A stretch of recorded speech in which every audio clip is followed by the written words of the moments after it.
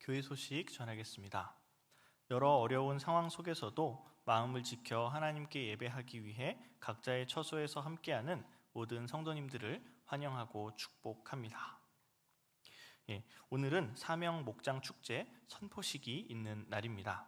이 시간 준비된 영상 같이 보시겠습니다.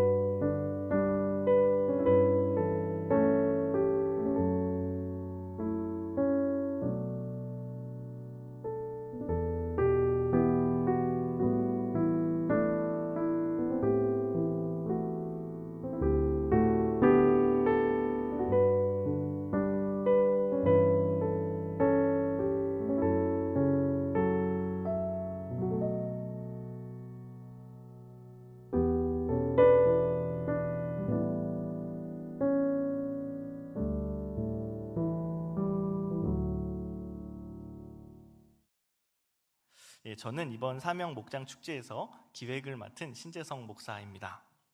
이미 앞서 영상을 통해서 올해 사명 목장 축제의 목표와 진행 계획에 대해서는 잘 전달이 되었을 거라고 생각합니다. 그래서 이 시간에는 이번 목장 축제에서 가장 중요한 VIP 작정 방법에 대해서 알려드리도록 하겠습니다. 먼저 이렇게 보시는 것처럼 올해도 VIP 작성 카드를 준비했습니다. 아마 현장 예배에 오신 분들은 카드를 주보에 첨부했기 때문에 다 받으셨을 거고요. 혹시 받지 못하신 분들은 예배 후에 1층 로비에 있는 카드를 받아 가시기 바랍니다. 이 카드는 개인 보관용과 또 교회 제출용으로 이제 구성이 되어 있고요. 그래서 이렇게 나눌 수가 있게 만들었습니다. 그래서 카드를 작성하시면 하나는 개인적으로 보관하시면 되고요. 하나는 교회에 제출해 주실 수 있도록 했습니다. 제출은 빠르게 해주시면 좋기는 하지만 충분히 기도하면서 생각하시면서 작성하시라고 6월 30일까지 제출해 주시면 되겠습니다. 그래서 다 작성하신 그 카드는 우리 본당 뒤에 있는 그 제출함에 제출하시거나 사무실에 직접 제출해 주셔도 됩니다. 특별히 목자님들께서는 VIP 카드를 챙기실 때 온라인 예배 드리시는 인원들을 고려해 주셔서 모든 성도님들이 빠짐없이 VIP 카드를 작성하고 제출하실 수 있도록 신경 써주시면 감사하겠습니다. 교회에 제출해 주신 VIP 카드는 여기 보이시는 나무에 걸도록 하겠습니다. 영혼을 향한 우리의 뜨거운 사랑으로 이 나무가 활활 타올랐으면 좋겠습니다. 다음은 VIP를 위한 월별 캠페인 안내입니다. 6월 캠페인은 VIP를 위해 기도하기입니다. 이 캠페인은 우리가 작정한 VIP를 위해 기도하자라고 하는 가장 단순하지만 가장 중요한 캠페인이 되겠고요. 특히 목장과 함께하는 VIP를 위한 기도입니다.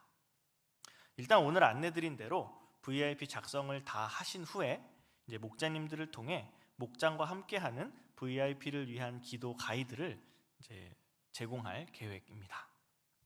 이 캠페인을 통해 각자 자기 VIP만이 아니라 목장이 함께 VIP를 품고 기도하면서 그들을 예수님께 인도할 수 있는 목장으로 세워지길 소망합니다. 아멘. 네, 반갑습니다. 우리 좌우로 목례로 인사하겠습니다. 안녕하세요. 반갑습니다. 우리 일부에도 영상으로 참여한 분들 인사를 드렸는데요. 우리 민전순 원사님, 박철진 집사님, 김종훈 전상미 집사님, 가희지는 포항에서 예배드린다고 써주셨고요. 이영미 집사님, 김은혜 집사님, 그리고 이영 연자의 집사님, 정낙희 집사님, 구유경 집사님, 강신성 집사님, 이국자 원사님, 이렇게 같이 또 영상으로 함께 하신다고 인사해 주셨습니다. 같은 은혜가 있기를 바랍니다. 잘 지내시나요? 네, 지난주 월요일 날 백신 맞았는데 암시랑 안 합니다. 네, 끄떡없이 잘 지내고 있고요. 좀 바람은 좀 많이 우리 교회가 많이 좀 주어진 기회에 포기하지 마시고 하나님 앞에 믿는 믿음으로 열심히 좀 임해 주시면 저희 교회가 한 80% 이상 백신 접종이 되면 저희 교회가 서로 좀 돌아보고 신방하고 함께 이렇게 사람 살리는 일에 앞장서게 될 줄로 믿습니다. 네, 주어진 기회들 잘 좀 기도해 드릴게요. 안 아프게. 네. 고생하지 않도록 기도해 드리겠습니다. 하나님이 기뻐하시는 일입니다. 오늘 말씀은 이제껏 여러분 드렸던 말씀 한번 생각하면서 한번 잠언으로 넘어가고 싶은데요. 세 단계, 지난주에도 말씀드렸죠. 아이의 단계가 있고요, 청년의 단계가 있고 아비의 단계가 있고요. 아이의 단계는 순수하게 하나님을 있는 그대로 경험하는 아버지를 안 단계죠. 청년의 단계는 악한 자들 이기는, 그렇죠? 강한 청년의 단계가 있고요. 아비의 단계는 아이였을 때 깨달은 아버지 하나님을 태초부터 계신 이로 깨닫는 거예요.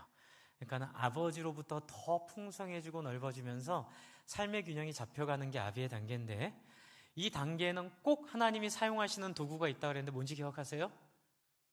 고난이에요. 고난. 이 고난은 필수 과정이에요. 그래서 고난을 항상 하나님은 허용하시고 그 고난 가운데 우리가 성장하도록 깊어지도록 우리를 인도해 주시는데, 이제 지난주에 그 말씀 드렸죠. 많은 분들이 오해하시는 게, 목사님 고난이요? 나 안 할래요. 너무 힘들 것 같아요. 이렇게 오해를 하시는 거예요. 그러나 지난주에 말씀드렸죠. 이 고난은 어떤 고난이다? 세상이 알지 못하는 기쁨이 있는 고난이다. 믿으시나요? 이게 굉장히 다른 거예요. 세상과 다른. 세상에서의 고난은 의미 없이 고생만 죽도록 하는 건데, 하나님 나라의 고난은 우리로 인내하게 하고 인내를 통하여 세상의 기준에 매이지 않고 세상의 요구에 끌려가지 않는 자유로운 기쁨. 제가 오늘 너무 일찍 깼어요. 새벽 3시 반에 깼습니다. 그래가지고 잠을 자려고 해도 잠이 안 와서 우연히 고린도 후서를 보다가 은혜를 또 아침에 엄청 받았어요. 다음 주에 그 설교 할까 지금 생각하는데, 따뜻한 아이스 아메리카노 말이 돼요?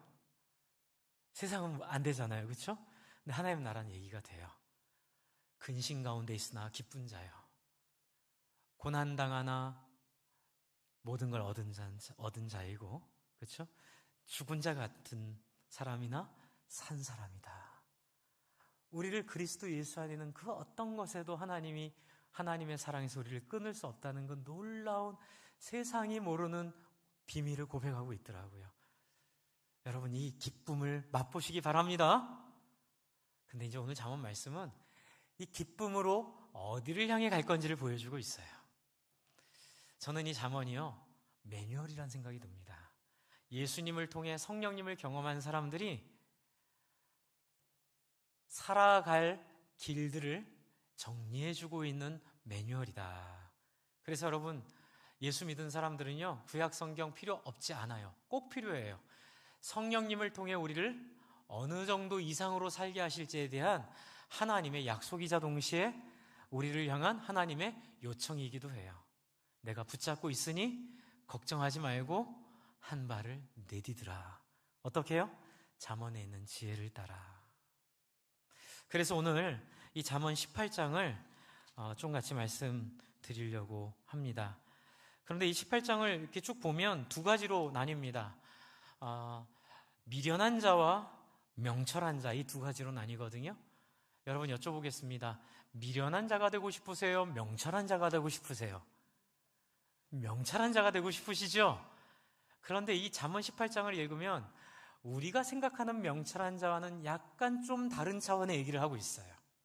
제가 이 얘기를 잘 설명하려고 고민하다가 제가 발견한 기사가, 여러분 코닥이라고 아세요? 코닥. 옛날 필름 회사 아세요? 네, 이렇게 필름 만들었던 엄청나게 컸던 회사인데요. 이 회사가 2012년에 망했습니다. 그런데 아무도 이 회사가 망할 거라는 예상을 못했어요. 왜냐하면 너무 컸고 너무 많은 사람들이 필요로 했던 필름을 공급했기 때문에. 그런데 뭐 때문에 망했을까요? 디지털 카메라 나와서 망했어요. 그런데 놀라운 사실은요, 처음 디지털 카메라를 발명한 데가 어딜까요? 코닥이에요. 1975년에 연구원이 디지털 카메라를 개발한 거예요. 그런데 코닥 경영진이 그걸 묻어버렸어요. 묻어버린 이유는 뭐냐면 필름 시장이 죽는다고요. 우리가 필름 시장의 강자인데 디지털 카메라를 괜히 없던 것들을 만들어가지고 앞으로 우리가 이 필름 시장을 잃어버릴 수 있으니 디지털 카메라 개발하지 마 이랬거든요. 근데 딴 데가 개발해버린 거예요. 그래가지고 불과 몇십 년 안에 그 공룡 같았던 기업이 망해버린 거예요. 이 말씀 왜 드릴까요? 여러분, 사람들은 똑똑하다고 생각하고 살아요. 코닥처럼 디지털 카메라를 개발 안 하는 게 우리의 성공의 비결이라고 착각해요. 그런데 좀 넓게 보고 좀 안목을 가지고 보면 오히려 그때 열심히 개발해서 그 흐름을 바꿔서 자기들이 디지털 카메라의 선두주자가 됐어야 됐는데 그 생각을 못했던 거예요. 그건 뭐냐면 세상을 보는 안목이 너무 짧았고 근시한 적이었기 때문에 그래요. 근데 제가 이 얘기를 왜 할까요? 인간이 그렇다는 거예요. 하나님이 보시기에 우리가 똑똑하게 잘한다고 생각하고 있는 그 짓들이, 죄송합니다 이렇게 표현해서, 죽을 길로 가고 있는 거예요. 미련한 길로 가고 있는 거예요. 그게 살 길이 아닌데 살 길이라고 확신하고 가고 있는 거예요. 이제 이 코닥 얘기를 접고, 그러면 우리에게 있어서 이 하나님이 주시는 그 지혜로운 시간은 어떤 걸까라고 고민을 좀 하기 위해서 좀 얘기를 드릴게요. 우주에 대한 흥미가 많습니다. 저는 우주를 공부하면 공부까지는 아니고요. 그냥 이렇게 공부 열심히 한 분들 얘기를 많이 듣거든요. 찾아서 듣고, 또 얼마 전에 고신, 이제 제가 공부했던 고신 70주년 기념 대회에서 서울대학 성영일 교수님을 모셔다가 빅뱅에 대한 강의를 들었어요. 제가 그 강의 듣고 너무 감동을 받은 거예요. 여러분, 빅뱅은 돌이킬 수 없고 묻을 수 없는 아주 명백한 과학적 증거가 있습니다. 그거는 부인하려고 해도 부인할 수가 없고요. 그냥 1 더하기 1은 2인 것처럼 그냥 아주 명확하고 클리어한, 2000년부터 너무 명백한 건데요. 제가 이제 하나 좀 말씀을 드리고 싶은 건, 지금 우리의 시간과 하나님의 시간이 어떻게 다른가 이 말씀 드리려고 하는 거예요. 우리의 세계관과 하나님의 세계관이 어떻게 다른가, 그래야 코닥 같은 실수를 안 하니까요, 저희가. 여러분, 우리는 이 땅이 영원할 거라고 믿어요. 그리고 이 땅의 가치가 영원할 거라고 생각해요. 그래서 예수를 믿어도 이 땅에서 성공하고 이 땅에서 영원한 가치를 누리는 쪽으로 자꾸 우리는 생각을 해요. 그런데 하나님의 생각은 달라요. 30년만 지나면 필름 카메라 없어져. 이제는 디지털이야. 마치 그것처럼 우리를 향하여 하나님은 우리가 영원할 거라고 생각했던 이 땅의 질서와 이 땅에 있는 가치들이 영원하지 않을 거라고 하나님 자꾸 얘기하고 있어요, 성경에. 그런데 놀랍게도 과학자들이 발견한 내용 중에 하나가, 여러분, 왜 밤하늘이 어두울까요? 한 번도 생각해 본 적이 없는 질문이었어요. 여러분, 밤하늘이 당연히 어둡죠. 그런데 우주 공간에 보면 태양보다 6조 배 더 밝은 별들이 있고요. 또 그것만큼은 아니더라도 태양보다 100배, 1000배, 10,000배 더 밝은 별들이 천지백갈로 가득 차 있어요. 제가 여쭤볼게요. 여러분, 지금 여기 이 등만 켜도 밝죠? 그럼 밤하늘이 밝아야 돼요. 왜냐하면 저 별들이 내뿜는 빛들이 다 어디로 갔을까요? 근데 어둡다고요. 그 이유가 뭔지 아세요? 허블이 그 얘기를 처음 했고요. 최근 2000년 이후로 노벨 과학상을 받은 분 중에 많은 분들이 이 부분 때문에 노벨상을 받은 거예요. 뭐냐면 우주가 빛의 속도로 팽창하고 있어요. 그러니까는 우리가 빛을 누리기도 전에 우주가 빛의 속도로 멀어지고 있는 거예요. 그러니 우리 눈에는 아무리 강한 빛이라도 지금 이 등들은 여기 머물러 있기 때문에 우리를 환하게 하는데 환하게 할 시간조차 갖지 못할 정도로 별들이 멀어져 가고 있어요. 여러분, 이게 왜 중요할까요? 저는 여기서 하나님을 봐요. 빅뱅을 연구한 분들, 그 성령일 교수님도 그런 얘기를 한 것 같은데, 여러분, 우주는 끝이 있어요. 제가 얼마나 행복한지 몰라요. 예, 이렇게 팽창하다가 어느 순간 한계가 다다르면 별들도 수명이 있고, 그렇죠? 근데 우리의 시간은 상상할 수 없는 시간들이에요. 우리가 갖고 있는 100년, 500년 이런 거 가지고는 감히 하나님을 우리가 측량할 수도 없고, 그것을 우리가 하나님을 우리의 생각 가운데 몰아넣으면 안 돼요. 그냥 우리는 잘 모른다고 하는 게 솔직한 거예요. 저는 잘 몰라요. 그러나 하나 우리가 확실한 건 뭐냐면 이 땅이 영원하지 않다는 거예요. 할렐루야! 얼마나 감동이 있었는지 몰라요. 우주를 생각하면 생각할수록 가슴이 뜨거워져요. 하나님, 그렇죠. 빛의 속도로 멀어져 가고 이 놀라운 스케일 속에서 언젠가 하나님, 이 땅이 마무리를 짓고 수명이 끝나고 새하늘과 새 땅이 우리에게 펼쳐질 그날, 여러분, 이 잠언은 그 날을 준비하도록 우리에게 권하고 있는 거예요. 여러분, 성경은 물론 그때 알았던 과학적 지식과 지금 알았던 과학적 지식은 너무 차이가 많아요. 심지어 예수님은 너희는 내가 한 일보다 더 많은 일을 하리라 라고 말씀하셨는데, 그건 인사치레로 하신 말씀이 아니에요.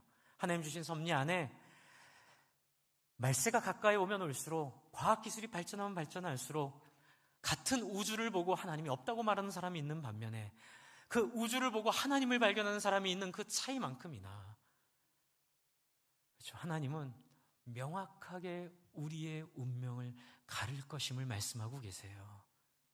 주 안에 사랑하는 성도 여러분, 잠언서는 앞으로 우리가 어찌해야 지혜로운 사람이 되는지를 말해주고 있어요. 여러분, 우리는 예수 믿고 구원받았습니다. 할렐루야, 그렇죠? 그거 끝이 아니에요. 구원받은 자들에게 하나님의 백성으로서의 삶을 누려야 되는 특권이 있어요. 믿습니까? 왜냐하면 베드로서에도 이렇게 얘기하잖아요. 너희는 왕같은 제사장이요, 그의 썩을라 소유된 보배이니. 여러분, 우리는 보배로서 우리를 누려야 돼요. 하나님이 우리에게 주신 바로 우리의 영광이 바로 그 안에 있어요. 제가 오늘 새벽에 읽었던 고린도후서 그 6장 말씀도 너무너무 영광스러워요. 우리는 무명한 자이나 유명한 자요, 우리는 아무것도 없는 자이나 모든 것을 가진 자요. 세상의 눈으로 봤을 때는, 세상의 기준으로 봤을 때는 재미없는 자이나 우리는 이 고난 안에서 너무 큰 기쁨을 누리는 자라고 성경은 말하고 있습니다. 여러분, 지금 잠언서 18장으로 한번 가볼까요? 거기서 말하고 있는 우주의 시간 속에 하나님이 우리에게 말씀하고 계시는 우리와 다른 기준은 무엇인지 한번 찾아보겠습니다. 첫 번째입니다. 여기에는 새삼스럽지만 새로운 하나님의 기준이 있어요. 하나님 나라의 소개가 있어요. 그 소개는 첫 번째, 미련한 자들에 대한 묘사예요. 여러분, 미련한 자들은 18장 1절부터 나와요. 미련한 자를 이렇게 묘사하고 있습니다. 뭐라고 묘사하죠? 여러분 한번 찾아보실래요? 미련한 자는 어떤 특징이 있어요? 무리에게서 어떻게 해요? 스스로 갈라지는 자예요. 네, 자기 소욕을 따르는 자예요. 온갖 참 지혜를 배척하는 자예요.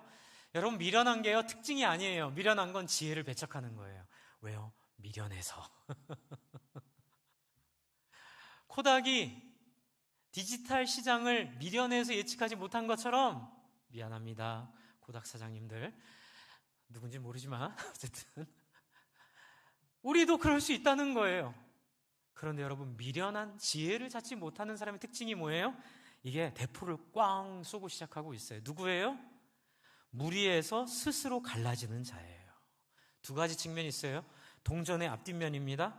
이 지혜롭지 못한 사람은 한 면은 스스로 갈라지기를 좋아해요. 다른 사람들이랑 잘 삐져요. 그리고 대접받지 못하면 사람들이랑 안 섞여요. 나 인정 안 해주면 사람들한테 이렇게 불편하게 행동해요. 다른 면은 뭐예요? 이유가 뭐예요? 자기 소욕이 자기 관심인 거예요. 여러분, 저는 우리나라가 이렇게 부유해진 게 참 감사하고 귀하고 성도님들도 이 부유하고 부강한 나라에서 행복하게 살기를 바라지만, 인간적으로는 그렇지만 영적으로 봤을 때는 굉장히 위기감을 느껴요. 왜냐하면 이 시기는 인류 그 어떤 역사에도 없었던 소비와 누림이 있는 시대예요. 여러분, 제가 자주 말씀드리죠.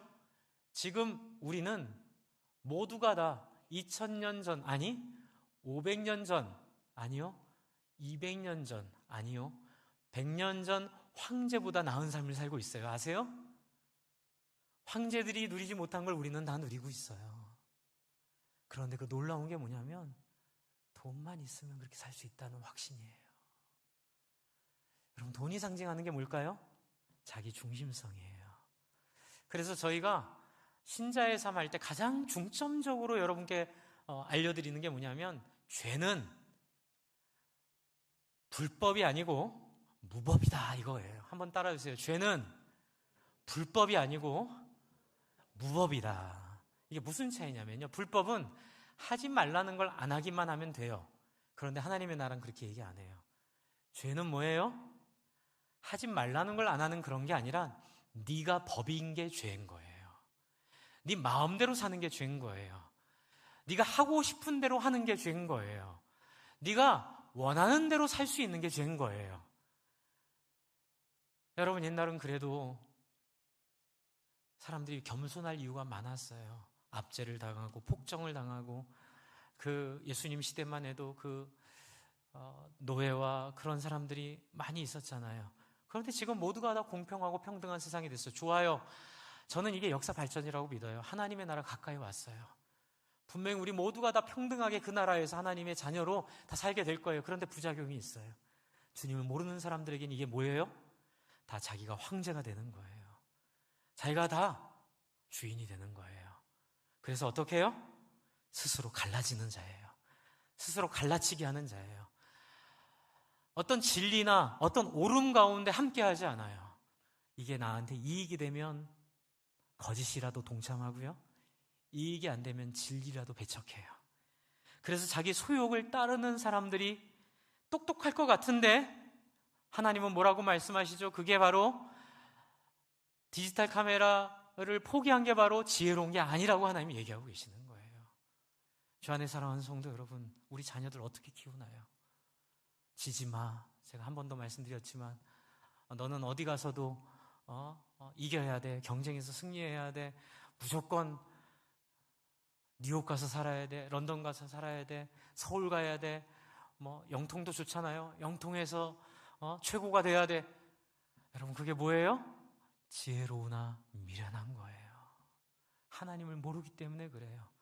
근데 그 미련한 이유는 딱 하나예요. 우주가 빛의 속도로 팽창하고 있기 때문에 그래요. 무슨 말이에요?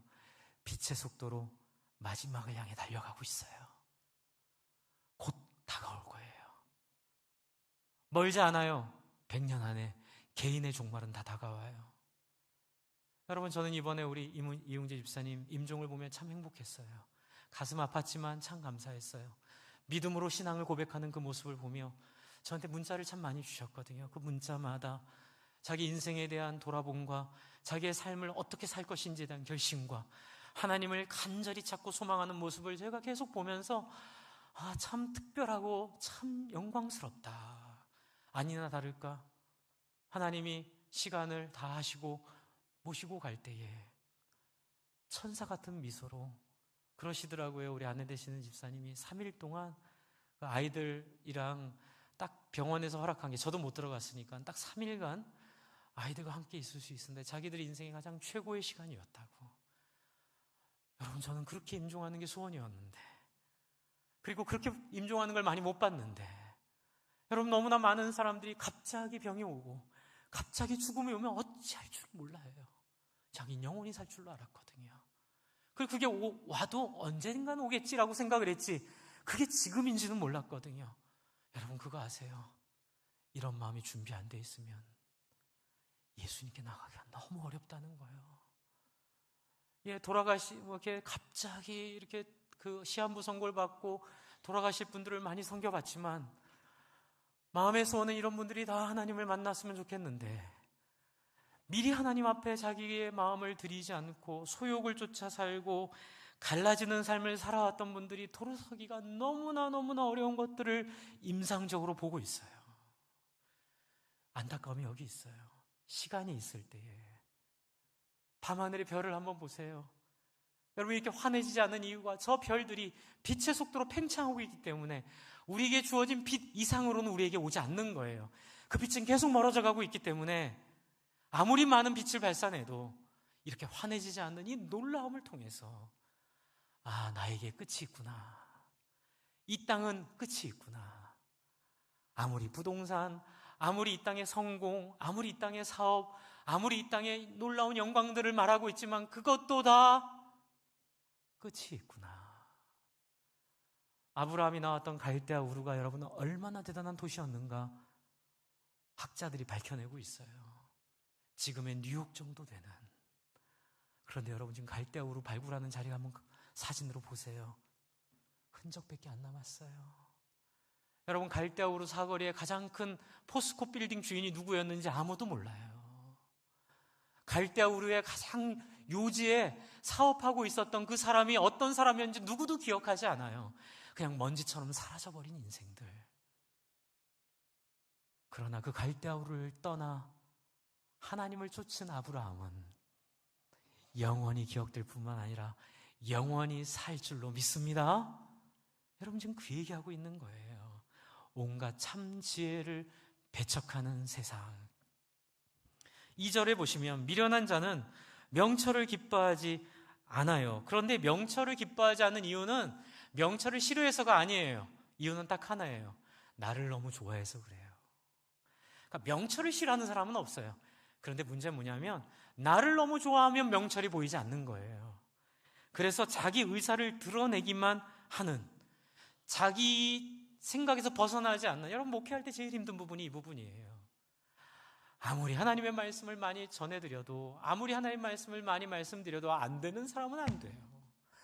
되는 사람은 그냥 찬양 한 곡에 그냥 마음이 팡 하고 터지고, 하나님을 만나고 정말 20년 예수 믿은 사람보다 예수 믿은 지 일주일밖에 안 됐는데 신앙의 핵심 진리를 막 꿰뚫고 나가는 것들을 볼 때 겁이 나요. 하나, 이게 뭘까요? 그건 뭘까요? 자기에 대한 집중이에요. 여러분, 예수 믿는 게 뭐예요? 예수 믿는 건 하나님을 내 마음의 주인으로 모시는 겁니다. 할렐루야. 내 안의 주인이 바뀌는 거예요. 하나님이 옳으면 옳다고 믿고 하나님이 아니라면 아니라고 생각하기로 결심하여 오직 하나님이 나에게 주시는 가치를 따라 한번 내 인생을 들여보는 게 바로 예수 믿는 거예요. 성령님이 오시는 게 뭘까요? 성령님이 오셔서 나 방해하는 것들을 다 쓸어 가시는 게 성령님이 절대로 아니라, 성령님이 오셔서 다른 사람과 함께 더불어 살도록 인도하시는 거예요. 어제도 결혼식 주례했지만 저는 결혼식 주례가 제일 좋아요. 제일 좋은 이유는 뭐냐면 믿음의 본질을 말할 수 있기 때문에 그래요. 어제도 주례하면서 그렇게 표현했는데, 여러분이 핸드폰에 문제가 생기면 어떻게 해요? 뜨거운 물에 넣어보세요. 여러분 생각대로. 여러분 놓고 기도하세요? 아니면 던져보세요. 그럼 고쳐져요? 아니죠. 어디로 가면 돼요? 제조사한테 가면 돼요. 그렇죠? 제조사한테 물어보면 돼요. 여러분, 결혼이 그런 거예요. 결혼을 통해서 더불어 사는 삶을 요청하신 하나님 앞에 결혼이라는 실천적인 장을 통해 나를 버리고 나를 포기하고 하나님이 꿈꾸는 그 온전한 하나됨을 누리는 경험을 통해 그리고 그 안에 어려움이 생길 땐 하나님께 여쭤보는 거죠. 하나님, 내 인생의 길을 어디로 가야 될까? 이렇게 어려운데 알려주세요. 그러면 제조사에서 충분히 AS 해주고 최적화시켜주는 것. 그래서 저는 주례할 때 항상 조건이 있어요. 딴 조건은 아무것도 없고 딱 하나예요. 매번 저랑 만나야 돼요. 그것도 길게. 매번 2시간씩. 근데 이번에는 너무너무 행복했어요. 예, 너무너무 하나님 부어주심도 컸고, 참 그 안에 은혜가 있었고, 그 안에 하나님 만져주심이 있어서, 정말 참 여러분 기도해 주세요. 앞으로 우리 교회 모든 결혼하는 신랑 신부들이 우리 좀 잘 이런 코스들을 잘 밟아갈 수 있도록, 이제 또 하다 보면 되게 어려워하는 사람도 있는데 그런 사람들 잘 좀 하나님 앞에서 설득하고 잘 할 수 있도록 여러분 기도해 주시고, 이 일을 통하여 우리는 뭘 배우죠? 네, 나를 버려야 되는 것이 행복의 시작이라는 걸 배워요. 믿으십니까? 다들 굉장히 침울하신데요? 야, 저렇게 살아가지고 무슨 낙이 있겠나? 그러나 성경은 뭐라 얘기하죠? 그게 명철이래요. 3절을 한번 보세요. 악한 자가 이를 때는 멸시도 따라오고 부끄러운 것이 이를 때는 능욕도 함께 오느니라. 이게 무슨 얘기예요? 여러분이 행복하게 여겼던 그 삶들을 살아보면 결국 끝은 뭐예요? 후회고 부끄러움이고 능욕이고 수치밖에 남지 않는다고 성경이 얘기해주고 있어요. 그 길로 가지 마라. 그 길로 가면 아무것도 남지 않는다. 여러분, 성경은 우리에게 먼저 산 사람의 경험을 통해, 먼저 산 사람의 삶을 통해 이렇게 우리에게 말씀을 해주고 계세요.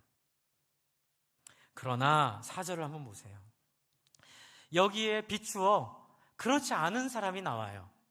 4절 같이 한번 읽어보겠습니다. 시작. 명철한 사람의 입의 말은 깊은 물과 같고 지혜의 샘은 솟구쳐 흐르는 내와 같으니라. 참 성경이 아름다운 게 뭐냐면요, 인간을 너무 잘 이해해서 시적으로 표현해요. 여기다 잔소리 안 해요. 명철한 사람 하나님 말씀을 잘 따르고 그 말씀을 어쩌든 이렇게 얘기 안 하고요. 어떻게 해요? 명철한 사람 무슨 말을 해도 깊은 물과 같고 지혜의 샘은 아무도 막을 수 없는 솟구쳐 흐르는 샘과 같은 사람이야. 비교해주고 있어요. 악한 사람은 사람들을 많이 힘들게 하고 자기 인생도 많이 힘들게 하는데, 악하다 그렇게 표현하니까 안 다가오죠. 자기 중심적으로 사는 사람, 자기 중심적으로 사는 인생은 그렇게 돼요. 목사님 예수 믿으면 되잖아요. 네, 예수 믿으면 되는데 문제는 예수 믿으면 이렇게 안 살게 되거든요. 이게 오늘 핵심이에요. 목사님 감히 저한테 예수를 안 믿는다 그러시는 거예요? 그런 거 아니에요. 예수를 믿고 안 믿고는 저는 몰라요. 그러나 성경이 말하고 있는 확실한 거 하나 있어요. 예수 믿은 사람은 악을 떠나게 돼 있어요. 예수 믿은 사람은 내 중심적인 마음이 불편해지기 시작해요. 예수 믿는 사람은 혹시라도 죄를 짓더라도 마음이 너무 불편해서 기도하지 않으면 견딜 수 없게 돼요. 믿으십니까? 안 되면 어떡하라고요? 목사님 감사합니다. 안녕히 계세요. 이게 아니고요. 절 따라해 주세요. 그는 미쁘시고 의로우사 우리 죄를 사하시며 모든 불의에서 우리를 깨끗하게 하실 것이니, 어떻게 하기만 하면? 누구든지 자기 죄를 고백하면. 믿으십니까? 이걸 못하는 거예요. 이걸 못하는 거예요. 종교에 빠진 사람들은 이걸 못해요. 자존심만 상해요. 목사님 내가 목사인데, 제가 옛날에 그랬어요. 전사님 내가 방언을 이렇게 잘하는데, 전사님 내가 저 말씀드렸죠? 별 희한한 경험 다 했어요.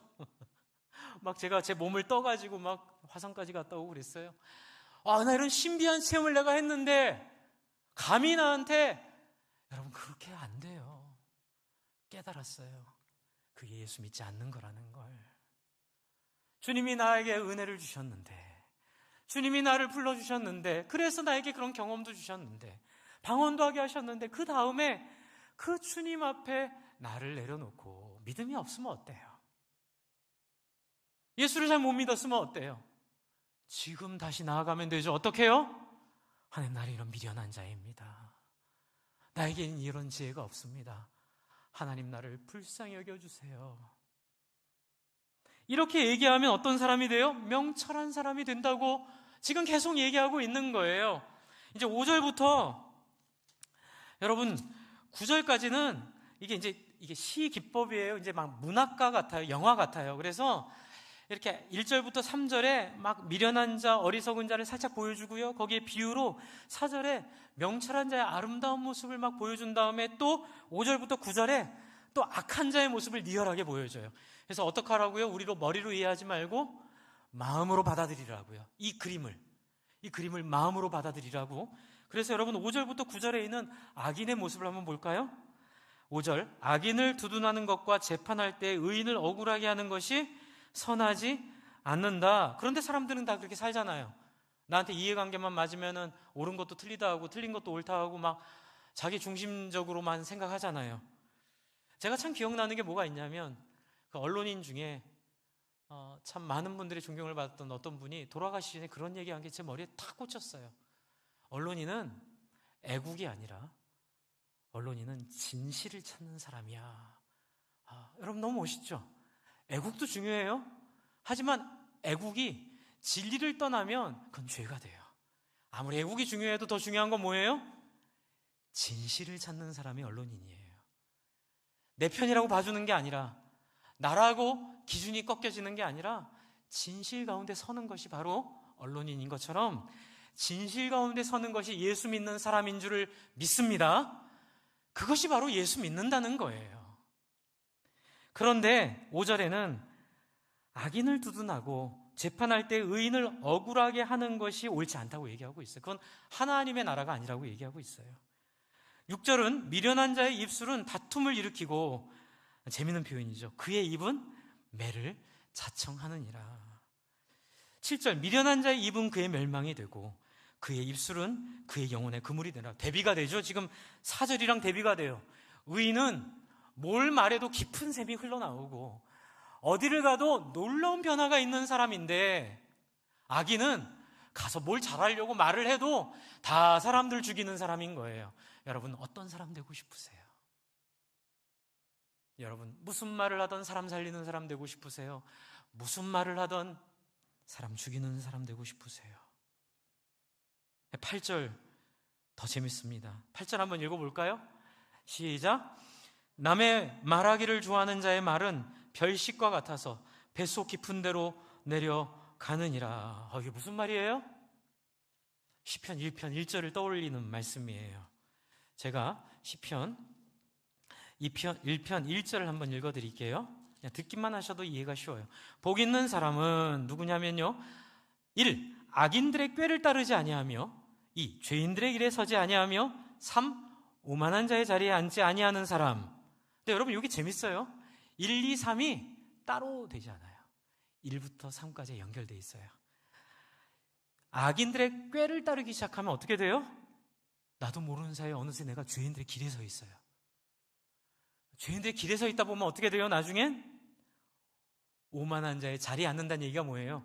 오만한 자의 그 죄의 주인이 돼버리는 거예요. 주역이 돼버리는 거예요. 그래서 지금 이 18장 8절에 있는 말씀은 뭐예요? 처음엔 그리 시작하지 않았는데, 처음엔 재미로 파친코 가서 한번 내렸는데 그냥 처음 내리자마자 막 그냥 재팟이 터지는 바람에 이렇게 되려고 한 건 아닌데 어느 순간 내 인생이 모조리 그 도박판에 쏟아져 버렸습니다. 목사님, 처음엔 이러려고 한 거 아니에요. 예수를 믿었지만 그냥 예수 믿으면 좀 부족해도 천국 간다고 하니까 그냥 별 신경 안 쓰고 그냥 남 욕할 때 그냥 욕하고 그냥 흉볼 때 흉보고 세상 사람들 쫓는 그 재산과 성공 쫓아서 살다 봤는데, 여러분 근데 그게 어떻게 돼요? 천국이 아니라 어디로 가요? 그거 할 때마다 쾌감이 있는 거예요. 너무 무섭지 않아요? 막 죄를 지을 때마다 행복한 거예요. 막 죄의 중심에 내가 들어가 있는 거예요. 그래서 별식과 같은 거예요. 남 욕하는 게 별식과 같고 너무너무 즐겁고 너무너무 행복하고 끊을 수 없는 지경까지 들어가는 게 뭐예요? 지옥이에요. 여러분, 하나님은 우리를 그냥 한 번 우리를 위해 대신 죽었으니 구원 열차 올라타고서 하늘나라 가는 게 우리의 영혼만 가는 게 아니라, 여러분 그 일을 통하여 우리의 주인이 바뀌고, 주인이 바뀌어서 이런 한 번이면 돼라고 해서 가서 세상적으로 살아가는 것조차도 재미없어서 하나님을 향해 쫓아가는 사람을 우리를 만드셨음을 믿으시기 바랍니다. 그리고 앞으로 이 세상은 이렇게 망해갈 거예요. 주 안에 사랑하는 성도 여러분, 그러면 하나님 믿으면 그러면 천국 못 간다고, 그런 얘기 아니에요. 그런 얘기 아니라 어떻게 해요? 하나님 믿으면 이런데 또아리 들고 살지 않게 될 줄로 믿으시기 바랍니다. 그리고 내 안에 그런 유혹이 오면 어떻게 하면 돼요? 한번 따라해서 예수 이름으로 명하노니 거짓들아 물러갈 지어다. 그리고 그걸로 안 들어가면 돼요. 그게 믿음이에요. 여러분, 그렇다면 우리는 어떻게 살아야 될까요? 여러분, 18장 4절 아까 전에 읽었던 내용 중에 하나 특이한 게 있어요. 명철한 요 부분이 특이한데요. 여러분, 성경에도 명철한이 작은 글씨로 돼 있나요? 제 성경이 작은 글씨로 돼 있어요. 작은 글씨로 왜 돼 있는 줄 아세요? 원문에는 없기 때문에 돼 있어요. 애매하기 때문에 돼 있어요. 원문에는 명철하다고 써 있지 않아요. 원문에 써 있는 대로 얘기하면 어떤 사람의 입의 말은 이렇게 돼 있어요. 그런데 이 내용을 충분히 이해하지 못하면 이해가 안 되는 거예요. 어떤 사람 이러니까 강조가 안 되니까 그냥 이 흐름 속에는 명철한이라는 뜻을 가져다가 번역하면서 넣는데, 이거는 우리를 이 본문을 충분하게 이해하는데 방해가 돼요. 여러분, 이렇게 이해하시면 돼요. 어떤 사람의 말은, 이게 뭘까요? 어떤 사람의 말은, 여러분, 세상은 금수저로 태어나야 된다고 얘기해요. 그러니까는 이런 철학 가운데 잘못 예수 믿으면 예수 믿는 것도 가문이 중요하고, 예수 믿는 것도 어떤 배경이 중요하고, 예수 믿는 것도 뭐 기왕이면 뉴욕에서, 기왕이면 강남에서, 기왕이면 영통에서 좀 이렇게 잘 배우고 뭐 이렇게 착각하는 건데, 그거 아니라는 거예요. 어떤 사람은, 이건 뭘 의미하는 걸까요? 세상과 다르다는 거예요. 누구든지라는 뜻이에요. 그 상징이 바로 예수 그리스도예요. 여러분, 이사야 53장 2절 3절을 제가 앞에 준비해 왔어요. 제가 한번 2절 3절 같이 한번 읽어도 좋을 것 같아요. 한번 같이 한번 읽어볼까요? 시작. 그는 주 앞에서 자라기를 연한 순 같고 마른 땅에서 나온 뿌리 같아서 고운 모양도 없고 풍채도 없은즉 우리가 보기에 흠모할 만한 아름다운 것이 없도다. 3절. 그는 멸시를 받아 사람들에게 버림을 받았으며 간고를 많이 겪었으며 질고를 아는 자라. 마치 사람들이 그에게서 얼굴을 가리우는 같이 멸시를 당하였고 우리도 그를 귀히 여기지 아니하였도다. 왜 예수님을 이렇게 이 땅에 보내셨을까요? 예수님이 상징이기 때문에 그래요. 하나님의 나라는 부모가 누군지 중요하지 않아요. 하나님의 나라는 가정 형편이 중요하지 않아요. 하나님의 나라는 장애 여부가 중요하지 않아요. 하나님의 나라는 지역 여부가 중요하지 않아요. 누구든지, 어떤 사람이든지, 누구든지, 어떤 사람이든지 하나님을 향해 찾아가기만 하면 그 사람의 입의 말은 깊은 물과 같고 지혜의 샘은 솟구쳐 흐르는 내와 같으니라. 할렐루야. 그게 바로 10절에 있는 내용이에요. 18장 10절을 같이 읽을게요. 잠언 18장 10절입니다. 너무너무 좋은 말씀이죠. 이건 외워도 좋아요. 같이 한번 읽어볼까요? 18장 10절 시작. 여호와의 이름은 견고한 망대라. 의인은 그리로 달려가서 안전함을 얻느니라. 의인의 특징은 뭐예요? 많이 배운 사람? 성공한 사람? 실력 있는 사람? 돈 있는 사람? 아니에요. 여호와를 찾는 사람이에요.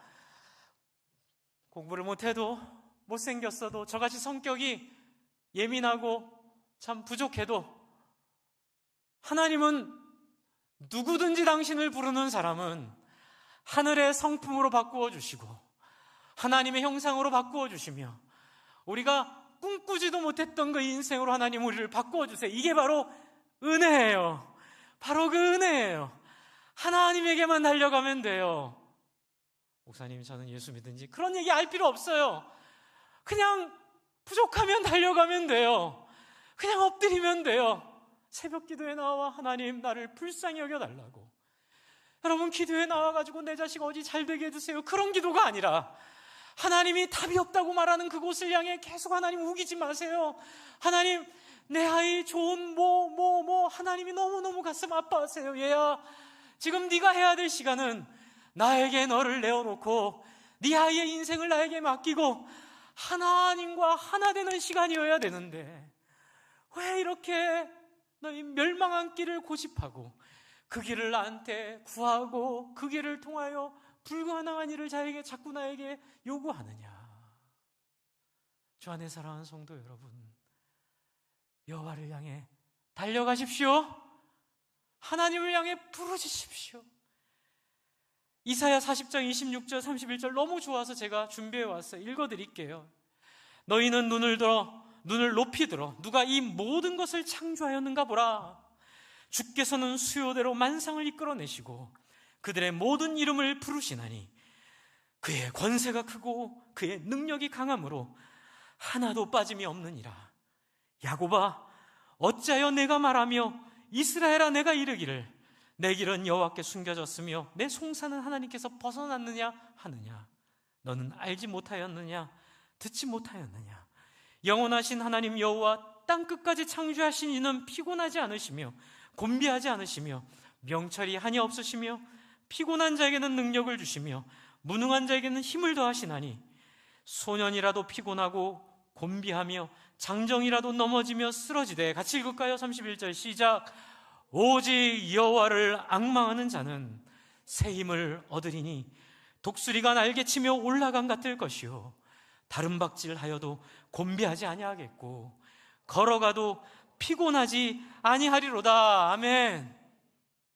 여러분, 예수 믿은 지 50년이 됐어도 40년이 됐어도 아무리 하나님 앞에 신앙생활 오래 했어도 날마다 새롭게 이 여호와를 오늘 처음 만난 것처럼 부르짖고 만나는 그것이 바로 지혜로운 사람이 되는 길임을 믿으시기 바랍니다. 이 길 만들려고 예수 죽으셨어요. 이 길 만들려고 하나님 그렇게 고생하셨어요. 이 길 만들려고 하나님이 그렇게 참으셨어요. 그리고 예수 죽고 부활하신 이후에 성령 우리에게 마음껏 부어주셔서 누구든지 원하기만 하면 이렇게 살 수 있도록 우리에게 새롭고 산 길을 열어주셨는데 11절을 한번 읽어볼게요. 같이 한번 읽겠습니다. 시작. 18장 11절 시작. 부자의 재물은 그의 견고한 성이라 그가 높은 성벽같이 여기느니라. 이게 무슨 얘기예요? 부자들은 하나님 의지하지 않는다고요. 여러분, 부자라고 생각하시나요? 혹시 넉넉하다고 생각하시나요? 먹고 살 것이 있다고 생각하시나요? 여기에 빠지지 마세요. 신앙이 있다고 생각하시나요? 여기 빠지지 마세요. 직분이 있다고 생각하시나요? 여기 빠지지 마세요. 오직 우리가 의지할 것은 재물도 아니고 직분도 아니고 신앙 경력도 아니고 우리가 쌓아왔던 우리의 삶의 흔적도 아니라 오직 우리는 뭘 했던 못했던 상관없이 여호와를 견고한 성으로, 여호와를 나의 망대로, 나의 성벽으로 여겨야 될 줄로 믿으시기 바랍니다. 그래서 이 시대가 불행하다고요. 그리고 앞으로도 많은 사람들이 하나님으로부터 멀어져 재물을 주인 삼고 자기의 영광을 위하여 꼴랑 50년도 안 되는 인생을 살아가려고 그렇게 거짓말하고 악한 길로 갈 거라고요. 그러나 여러분 기억하십시오. 그들의 시간은 빛의 속도로 멀어가는 우주의 끝과 함께 사라지고 새로운 새 땅이 임할 때 오직 여호와를 앙망하는 자들만, 여호와를 앙망하는 여러분의 자녀들만, 여호와를 앙망하는 우리들만 하나님 앞에 영원할 줄로 믿으시기 바랍니다. 우리에게 주시는 지혜는 마지막 13절, 12절. 사람의 마음에 교만은 멸망의 선봉이요 겸손은 존귀의 길잡이이니라.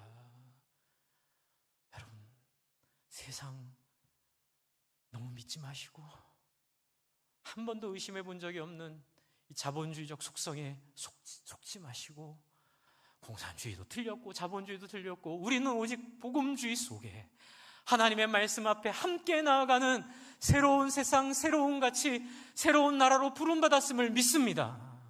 정말 제 소원은 한번 사는 인생 너무 짧은데 하나님, 이런 분들과 함께 공동체 한번 이뤄보는 복되고 빛난 인생 한번 경험하기를 바랍니다. 많은 교회를 경험하겠지만 우리가 섬기는 교회가, 우리가 섬기는 공동체가 이런 하나님의 지혜를 닮아 하나님의 소원을 따라 세상에 무릎 꿇지 않고 세상에 우리의 자리 내어주지 않고 오직 가치 있는 일 뭐죠? VIP 삼고 그 사람들 섬기고 살리기 위해, 마지막으로 한 번만 따라해주세요. 다른 사람 살리고 성공시키기 위해 여러분의 재능과 여러분의 재산과 여러분의 자녀와 여러분의 인생을 한번 드려보세요. 얼마나 엄청나고 위대한 가슴 벅찬 의미로운 인생이 여러분에게 있을지 기대하십시오. 이 기쁨은 세상이 알 수도 없고 경험해 본 적이 없는 사람은 깨달을 수 없는 기쁨입니다. 기대하십시오. 우리 함께 기도할까요?